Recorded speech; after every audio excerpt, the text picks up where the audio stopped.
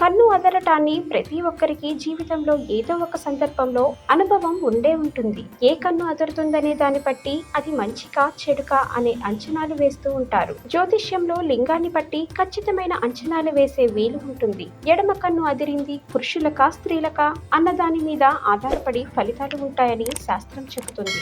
స్త్రీలకు ఎడమ కన్ను అదిరితే ఎలాంటి ఫలితాలు ఉంటాయని జ్యోతిష్యం విశ్లేషిస్తుందో మనం తెలుసుకుందాం.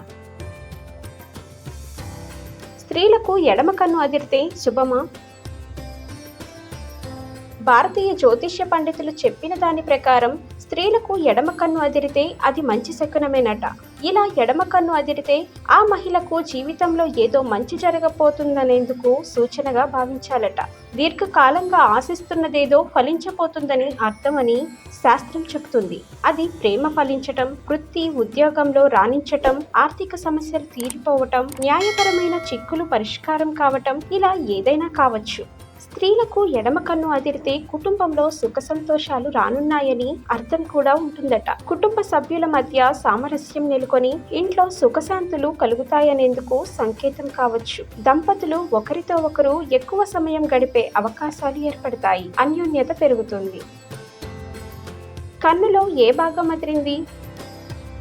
కన్నులో ఏ భాగం అదురుతుందనే దాన్ని బట్టి కూడా ఫలితాలుంటాయని శాస్త్రం చెబుతుంది. కన్ను ఎప్పుడైనా మొత్తంగా అదరటం జరగదు. కంటిలో ఏదో ఒక భాగం మాత్రమే అదురుతుంది. స్త్రీ ఎడమ కంటి కింది రెప్ప లేదా 2 రెప్పలు అదిరితే ఆమెకు త్వరలోనే వివాహం నిశ్చయమవుతుందనేందుకు సంకేతమట. కంటిలో ముక్కుకు దగ్గరగా ఉండే భాగం మాత్రమే అదిరితే త్వరలో ఆమె తల్లి అయ్యే అవకాశం ఉంటుంది. తప్పకుండా జీవితంలో అదృష్టం రానుందనే సంకేతం. ఇక ఈ వీడియో మీకు నచ్చినట్లయితే లైక్ చేయండి, షేర్ చేయండి.